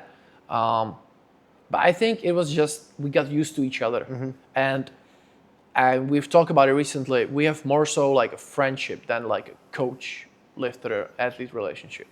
And I do have that with almost all of my lifters because I just like that more. It's more personal to me, and it shows me and to the lifter that I care more than just, oh, you pay me a monthly fee. Oh, good, you're a lifter. I'll try to do best by you. But no, I actually care for the lifters. So that's why I want to be involved within the life, not only the gym part. I understand. And when she learned that you know people can be nice to her, so that's where she started to open up to me, and that's where we started having fun while competing. So that was like the biggest like turnaround. And I also learned how to talk to her, because you can't tell her to take time off. You can't tell her that, like, you can't motivate her much. All right. So the way I talk to her is more so like, because if you say, oh, if we fuck up, it's okay. You can't tell it to her. You gotta say, what did I say last time? I was more so like, however we do, I'm proud of you. Yeah, I understand. So more to assure her that even if she fucks up, it's not end of the world, and it's not. I'll still love her as a person, as an athlete, and that she deep inside she knows she's got it. Yeah. But it's like you just gotta bring it up, and that's when I learned how to talk to her. She doesn't need to be babied. That's not Yeah. what I'm saying. She just needs to know that what she did was enough, I and understand. it was. Are you trying to implement these things you're learning with Zuzka to other athletes, or is she kind of special one? She is special. She is for sure. No, but it's again, it's different with every lifter, and there are definitely lifters that, I'm gonna be doing the same with them. Then there are lifters that are like a little crybabies, so that I'm more so like shut the fuck up and do the work. Yeah. Like I'm not afraid to be tough. Yeah. Sometimes with her, I have to be tough as well. I have to put my foot down and like stop bitching about it and get it done. Because at the end of the day, I'm here to get you to do things and get them done. If I don't succeed at that, Yeah. I'm shit coach. So definitely, it's always learning lesson. Like after all, I am in my 4th year of coaching, so I've started 3 years and 3 months ago. So it's not that long if you compare it to other coaches that have been doing it for 10, 15 years. So I still have a lot to learn, especially about programming and just how to talk to a person, how to be more empathetic. No, Empathetic. Yeah. is it the word? Like Empath- I understand. empathic, I think. I understand what you mean. Yeah. Like understand the other person's feeling, Yeah. and because for me, everything is simple. Like the way I do things is like you either do it or you don't. There's no try. And I've posted a reel about it lately. It's like, and I'll quote it right here because it was such a good meme. I mean, fuck, I'm all in the memes now. But like, try to pick up this shirt from my hand. Yeah. You don't. There's no try. Yeah, You either do it or you don't. So whenever a lifter tells me like, So take the shirt from my DMs right now or quit and build. exactly. Yeah. If there's no try. You don't try to buy the shirt. You buy it or you don't. Yes. And that's what I try always to lifters. Like when they text me like, oh, I'll try to do it. And I always send them the Yoda meme, do or do not. There's no try. Yeah. So that's what I live by. Like you either do it or you don't. If you want to try, get the fuck out of here. Like go try with someone else. With me, you do it. And if you want to be the best, you're gonna do it. You're not gonna try. You are gonna go and actively work towards getting stronger, better, quicker, whatever the positives for you are. And yeah, so All right. that's basically I it. understand. So now, from all of that, what you've said as a coach, what you've learned with Zuzka or with other athletes, or what we went through, what is the most important quality every coach should have? One most important quality. Communication skill. Like if you are not actively texting your lifters about how are they doing, if everything's okay, if you're not checking up on them, if you're not actively asking how are they, like if they're doing fine, then you only care about their performance. But you have to care about them, about the lifter. The performance comes after. If you take care of the lifter takes care of the performance. So for me as a coach, it's like you just gotta know how to communicate, how to listen to the lifter. Like some people will tell you they're doing fine, but are they really doing fine? And yes, that part is on the lifter, that whether they don't want to talk about it or they just don't know how to, but your goal or what you should be doing is trying and figuring it, doing and like figuring out how to talk to the lifter in the most effective way so you can get the most amount of information. And for example, I'll use Zuza. She's introverted. She doesn't talk about her feelings. So when I ask her, how are you? She says, I don't know, fine. I'm like, fuck, I need to know. So I give her scale. All right. How are you doing? Nice. 1 to 10. Are you injured? 1 to 10. Like how does your body hurt? 1 to 10. Stress levels 1 to 10. And it's so easy for her because she can tell. If she gives me 5 on everything, I kill her. I call her and I'm like, bitch, tell me how you're doing. Like, fuck, I want to talk to you, okay? But that's just her. Other lifters, when you tell them how they are, they'll give you a fucking paragraph on how they're doing. So it's always finding ways how to talk to the lifter, how to get the most information. Obviously the most useful one. That's also why I like to work with the lifter when they are in training. So if a lifter trains, I'm actively there with him. I don't like the feedbacks after training because I'm not under training. I can't make an impact at the moment. I have to wait for next session to make the impact. So that's why I so do the it. lifter sends you a video of the warm-up. You say, hey, it looks okay, go for it. Or they usually send me working sets. Yeah. And I basically reply to them immediately. Like right now, they're left alone, but I have taught them enough to be able to handle it when I'm off or something. But they always know they can call me. So like if shit goes wrong, my phone starts ringing, and then they call me. I pick up every single time, whether it's day or night. If my lifters are watching, if you call me at night, I'll kill you. They don't do that. But sometimes I used to have a call at like 1 in the morning with a lifter that was squatting and we were rehabbing something. So I was like on FaceTime with my phone next to my face, fiance sleeping. I'm like, yeah, you gotta be quiet because she's sleeping. So if you wanna do these squats, just like turn the microphone off and shut the fuck up, okay? So that's how we did it, but I don't do that anymore because I learned that I gotta have some quality of life too. If I don't have quality of life, I'm not gonna be a good coach. So that's why I established the working hours. And basically back to the communication on training, I also teach lifters to not be irrational or like erratic. Like, Yeah, just think. yeah, just like before you rational. text me, think about your feelings, collect it together, and don't tell me like bullshit like, oh, I'm quitting, like, fuck this. Guys from Revolution Powerlifting did the meme about it. And I'm like, yes, that kind of feedback is shit, but that's where you go and teach the lifter how to give you the feedback. I don't have anything about feedback after training. I just don't like it. I don't prefer it. It's my way of doing things. I'm not saying it's wrong. All I'm saying is, like, if I'm on the training with you, I can influence the training directly and at the moment. So I can help you resolve the things in this minute, and you don't have to think about another 5 or 6 hours about what you have did wrong. Why did it felt like shit? So when I'm with them on the training, I tell them like, okay, so this is shit. Why? Have you slept enough? Have you ate enough? Have you had enough steps before training? And make them realize that. So, we talked about the most important quality as a coach. Yeah. Do you think this quality also lacks in nowadays powerlifting world, or is there something else what lacks there? I think that the quality of communication, I would like put it under just caring in general. I feel like a lot of people just, again, care for the output on training, for the total that the lifter puts up, as compared, like, they should care for the lifter. So I do think it lacks like a lot. Yeah. I mean, I'm not gonna say like there are not coaches that care for it. What I'm trying to say is more so that we need more of coaches like that care for the lifter rather than for what they do on platform.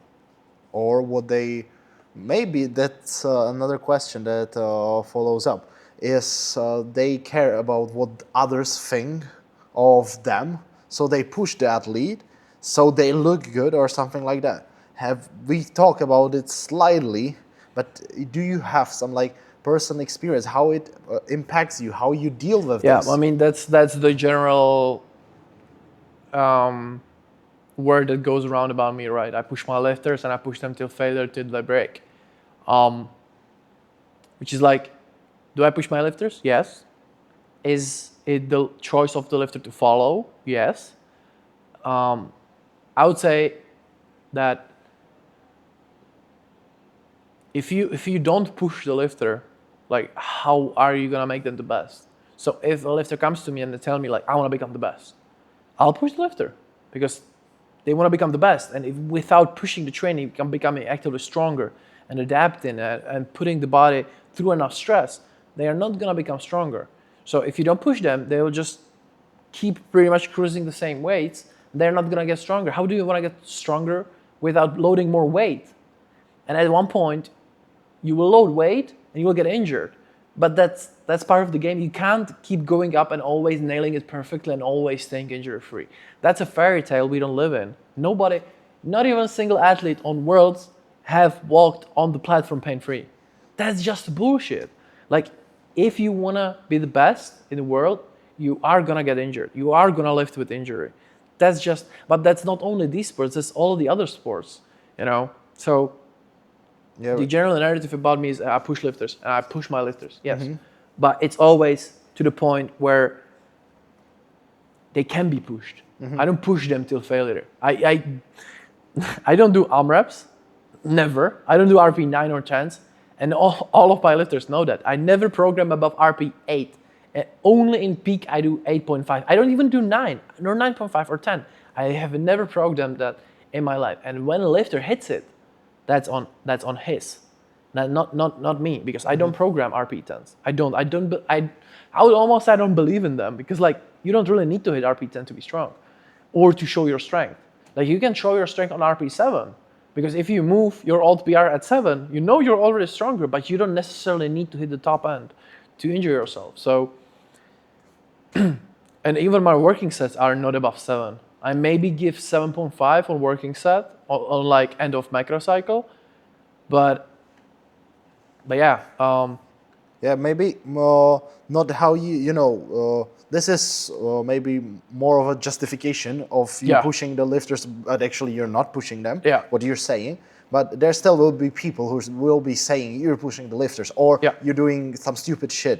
How you deal with that, like you personally? I don't care. Like, and how not to care? Because some people care a lot. Yeah, that's true. That's true. A So lot of people for care. somebody who you might be good at that, imagine some of your athletes or somebody else who suffers from caring a lot. Yeah. What would you advise him to do? People will always think something of you, and there's only so much you can do to change it and influence it. But it should be something you go and actively search and look for. Not really. You have better things to do with yourself than caring about what other people think. Like, if you're just gonna keep doing that, and if you're gonna be trying to change your image, change the way you look, change the way people perceive your things, the things you do, like, you're gonna just waste a lot of time on basically not developing yourself. If you sit down and you actively step towards the change of becoming better, not for them, but for you and your lifters, that's when you're gonna make the change. And they will still think you're shit. They will still think you're doing something bad. Because, like, everyone is so in it for themselves, and they always think they're doing the correct thing and they're doing the best thing, and like there is nobody better than them. Let the people think that. You focus on yourself, what you can do, what you're doing. Let your results, this is what I did, let your results speak for you, because my results speak for myself. I have done things in my past that I could have done better. I've made mistakes. But I always go forward and just try to, like, become better at what I do. It's like, it's again, you're never gonna change what people think of you. They will always think of something to hate on you, to come up with another bullshit, to hate on you, to make up stories, things that are not true. But again, you can't influence that. What you can influence is who you are to your lifters, and that's what you care. What you should care for most. Is like, if your lifters love you, and they would do anything for you, they would jump out of the bridge for you to be their coach or whatever it is. Like, they, That sounds kind of, some kind of religion or something. yeah, no, but what I mean by it is is kind like of loyalty and Yeah. faith. You gotta have faith. You gotta convince your people to have faith in you, and nothing else matters. Because, like, why is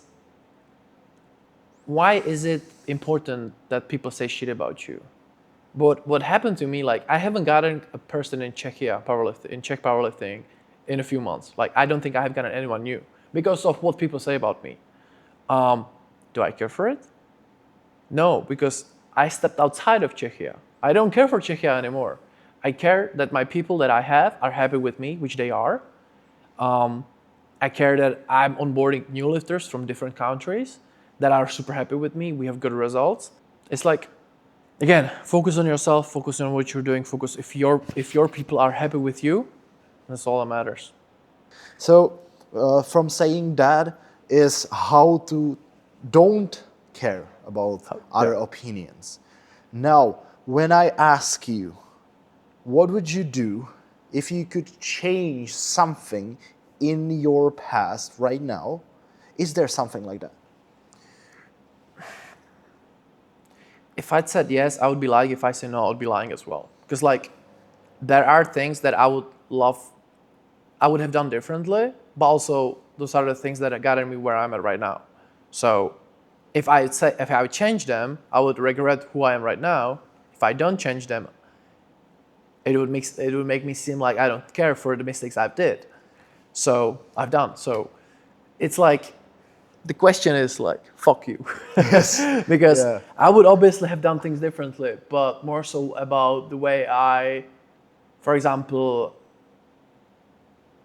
when I was new, it's like, I would like to fix the mistakes that I've done with my lifters, with the lifters that have gotten injured under me back then. It wasn't too many, but there were a few, but it was just my incompetence, my lack of knowledge. Mm-hmm. But was that something that was inevitable? Yes. Like I tried to educate myself on the problems at that time, but it just wasn't enough. So I would love to fix it, but it's not something I could do, right?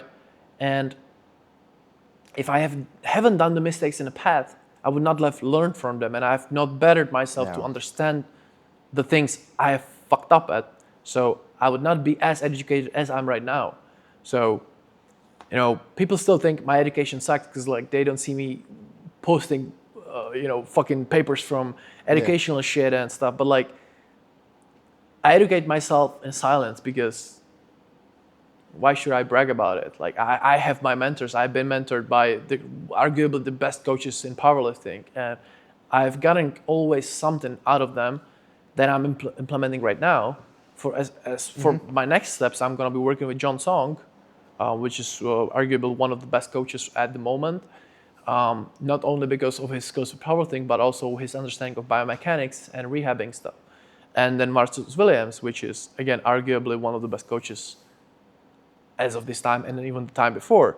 So it's like always You're learning. educating yourself. So if I'm getting it correctly, you don't regret what you've done because it makes you who you are. But if you said, "Oh, I don't regret these things," you would sound like you don't care. I would categorize it like this: I regret the things when I have, for example, fucked up a lifter.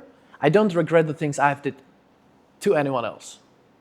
So like to my lifters I have had and I have failed, that I regret those things, but obviously it's something that everyone does.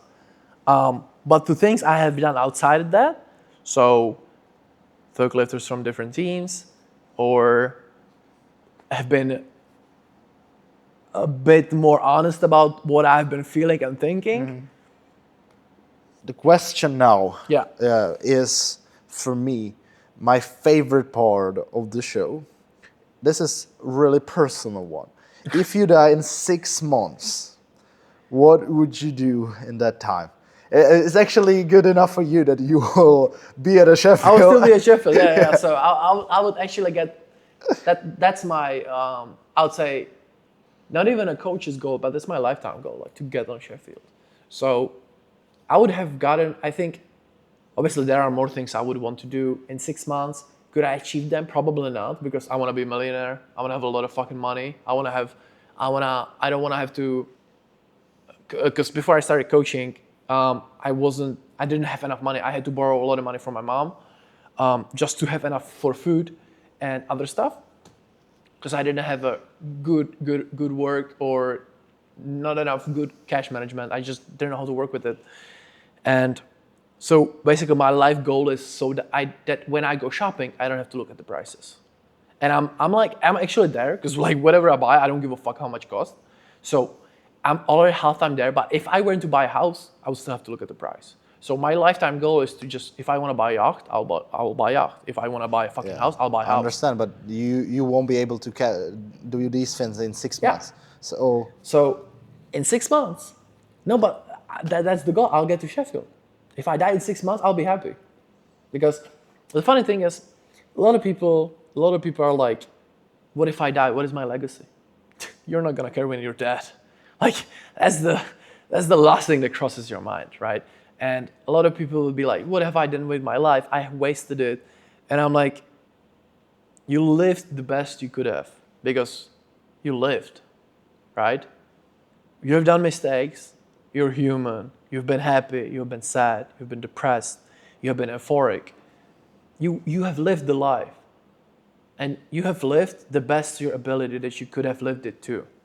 So if I die tomorrow, I'll be happy, because every day I'm doing the best I can and all I can to live, and that is enough for me. So again, if I died in 6 months, I'll get to Sheffield. I'll have a lot of sex with my wife, like I'll play with my puppy. I'll get some good food. It's like I would not do anything special. I would just try to live and get the most that. With what I'm already doing, because that's what I enjoy. I enjoy working. I enjoy being with my wife. I enjoy being with my puppy and my cats. I would not really do anything different. I would not go skydiving. I don't have a checklist because like I'm living the way I would live if I had to die tomorrow. So I would not change anything. That's what I like. You said and you mentioned your coach goal or dream is to go to Sheffield, Yeah. which will be fulfilled in 5 months. Yeah. So the question now is, what after that? Winning it. What's the goal? Winning worlds, becoming, coach of multiple champions across all the classes. Like not only if I win with Zuzana, or like if Zuzana wins Sheffield, if Zuzana wins Worlds, one can always be called luck. Two, can't call that luck anymore. So it's the same with Agata, right? And her coach, Pavel. It's like if you have one great lifter that wins Sheffield, good. Like you've done something right. But I want one more. I want to get the male lifter. I want to get another female lifter. I already have a female lifter that's probably gonna get to Sheffield next year, and that's Zuzana Kula. Because I know her. If she competed this year's, I believe she would have been top 3 at least. And if I get her the next year, she's crazy strong. 500 at least till the end of this year. So, and that will confirm that it's not just luck. It's not just talented athlete. Yeah, it's also like you. It's also that I am adding to it. Mm-hmm. So if Zuzana would be with another coach that cares for her, she would probably still get to Sheffield. She would still probably be second at Open Worlds. She would probably win Junior Worlds because she is a talented athlete. But, I want to have more of these lifters. I want to have, I'm already making history with Hunter, with his pool. I already made Czech history with Daniel Hoffman being the best junior, I think best ever ranked junior in all time on history at 83s. And like overall champion, right? He's not only 83 champion, he's overall champion. So he has the highest Gila points in the male division in juniors. So because we beat Jakub Pelikan's national record. Yeah. And I want to do it in open. I want to beat Jakub because I know that Daniel can do it. He just needs a bit more time, yes, but I know he can do it. And I also know he can win Euros this year. That's what I'm going for with him. And with Hunter, that's another person that's going to go to Sheffield. Because if he finally gains the 10 fucking kilos, he will contend Anthony McNaughton and Adam... I don't know. I know his Instagram tag is the Korean guy. I think it's Adam or something. Yeah, I know. Yeah, I don't know the name. He's gonna total 1,000 at NAPS now. So I want Hunter to be the next king of the 105s and to challenge to Sheffield. So it's not only one athlete at Sheffield. It's 2 athletes at Sheffield. It's 2 world champions, 3 world champions. I want to know what Joey Flex did. I want to have 19, 20 world champion wins under my belt. Like it's never gonna stop. I'll always want more. Understand. Now the question from that where I'm heading is how you deal with the ego in that part, because sometimes you still are coaching, you're still not doing actually the work. Yeah. But when the athlete succeeds, it's also your win. But it's like it's also about you. What you said right now. Hey, I want to show that what I'm doing is okay, that what I'm doing is right, and I want to show that I have those athletes under my belt, So how do you deal with that? With the ego? Yeah. I would not say it makes me egoistic. I would say it makes me more confident. Because there is imposter syndrome. Everyone has it. And I used to have it up until last year Junior Worlds where we won. It's where I had it significantly lot more. After that, it almost disappeared. Because what I have finally gotten from it is I can actually do it. I can be a good coach. I can get the lifters to the top level. Not only her, but it started to pile up a little bit more. Other lifters, other countries. So the success has been all over the place, and it didn't make me egoistic. I still don't charge as much for coaching as other coaches do. So I still try to keep it humble. I still try to. Let me stop here. A lot of people think I'm egoistic as fuck because I act like it. but it's confidence. It's self-belief in myself and in my abilities. So let me stop you right here. What's then the difference between confidence and ego? Because when somebody would heard just the part about collecting wins on Worlds and Sheffield, Yeah. it would sound kind of egoistic. Yeah. But then when they hear the rest of the podcast, they say, "Oh, that's confidence because he made the fuck ups. He Yeah. went through that." So what's the difference in your eyes? I would say the difference between ego and confidence is like this thin, because for me it's confidence, it's self-belief, but for another person watching me talking, it's ego. They'll say like, "Oh, he thinks he's the best. He thinks he's the shit," but like, it's just me being confident. And is it your insecurities projecting onto what you're seeing, or am I actually egoistic? Because I might be egoistic, I just don't think it. So are we psychologists to say that like, oh, this guy is egoistic, he's full of himself? Or is he just overly confident? Or does he have actual things to back up his claims that he believes in himself? So who are we to judge other people? Like,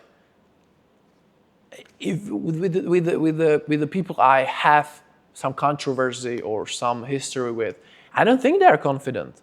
I think they're confident. I don't think they're egoistic because they believe in what they do and it works for them. So I think they're confident in their ability to perform as coaches. I don't think they're egoistic because, like, what really is ego? Ego is when you think of yourself something that you're not, right?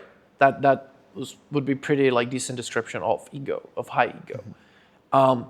But if you are confident in what you can do, then it's just delusion. Maybe. I'm a very delusional person. I said I'll be on Sheffield last year. Oh wait, was it this year? Sheffield was this year, right? Yeah. Yeah. February. I think you saw the pictures on my Instagram, right? I said time shall come. And like, I deluded myself into believing I can do it, and I did it. But it's not because I knew I'm so good I'll get there. It was like I wanted to be there so bad, I convinced myself, and I did everything I could to get there. Again, it's not ego, it's just me being delusional. So you spin it, you're watching it, think I'm egoistic, think I'm overconfident, but I'm doing what I'm saying I'm gonna do. So you take it as you want, but as long as you put yourself into enough of a delusion, you will actually get there. Because I have a guy, Hans Rolson, he said, "I'll pull 400. I'm like, there's no fucking way. You're not gonna, you just failed 350. You're not gonna pull 400 in 5 months. That motherfucker did it. And like, he didn't do anything special. He's army man. He sleeps 4 hours. He barely eats because they're working all the time. He has night shifts. I'm like, you can't do it. He deluded himself into believing he can actually do it, and he did it. And like, he's not egoistic. He's a very humble man. He does not make it seem, because people think he's very egoistic, but he's so delusional that, if he believed he can fly, he would fly in next week. He's that delusional. But that's the delusion. That's the delusion that you need to have if you wanna achieve something that people have not achieved. How many Czech coaches have a junior world champion?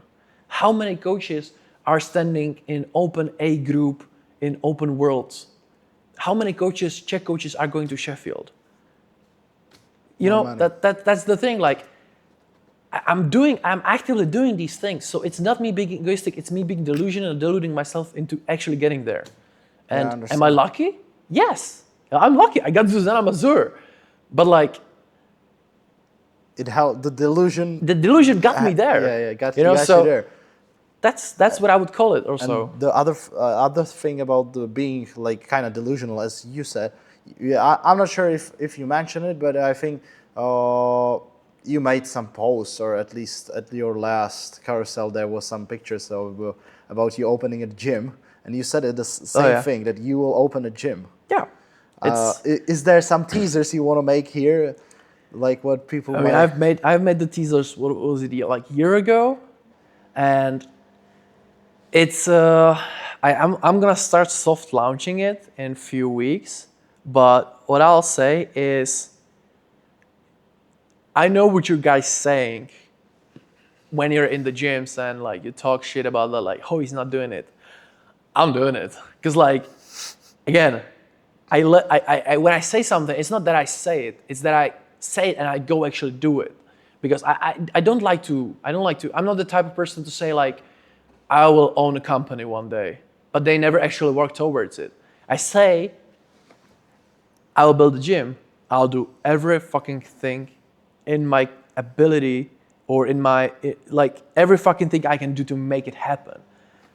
We're sitting right here. You have seen it. You know what it is. This motherfucker knows what he's talking about. So- Because that's like when you have some expectation about some random, not random anymore, but you know, Yeah. still like from that coach pool, it's just about one coach saying, "Oh, I'll build a gym."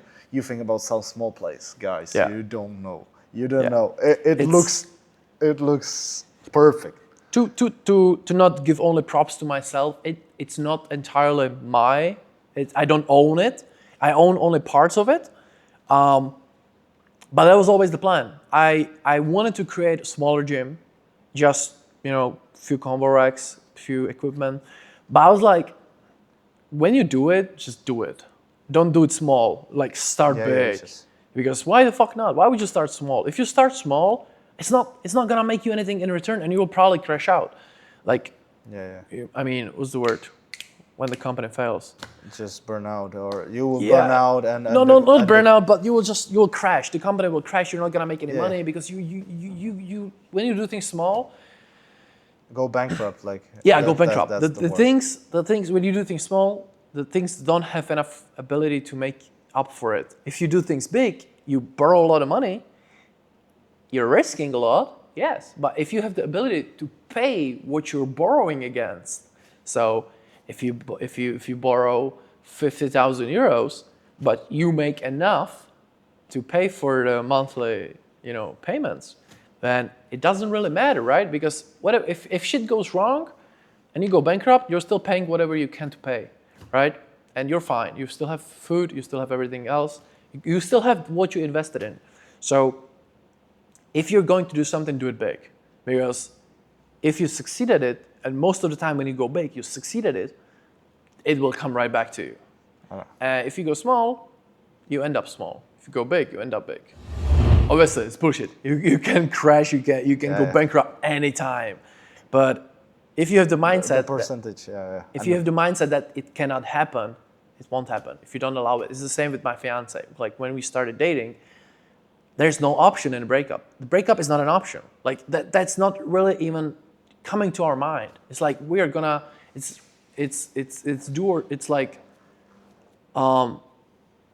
like I had this tattoo here. It's a Romeo. No, it's not Romeo. It's Bonnie and Clyde. And it's like we die together. We ride or die. And that's how I live my life. When I do something, I do it 100%. And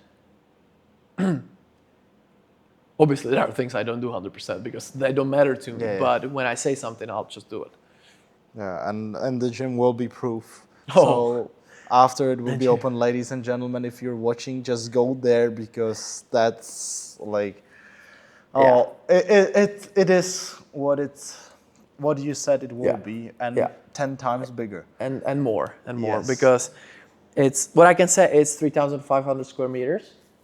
I can't say where it is. I'm not gonna say how many of powerlifting equipment is there, but I can confidently say it will be the biggest powerlifting gym in Czechia. That is a part of a bigger complex that has basically everything gym needs and more. Yep. Plus, it will be very cheap. So, in about probably when you're watching it, it could already be out there because I don't know how long it's gonna take, but about 14 days to 3 weeks, we should be opening. So when you're watching this, it might be already open. Yeah, go check it out. So, Meshi, with all of that mentioned, we are heading towards the end of our podcast. I have the last question for you right now. is there something you want to mention or somebody you want to thank or just anything you want to say to our viewers right now at the end? Some final message. We've talked about a lot of things. I would say a lot of important ones, which I hope they'll be kept in, because I would like this obviously to be more inspirational than controversy anymore. But if I would have to say something to the viewers, like whoever's watching this, and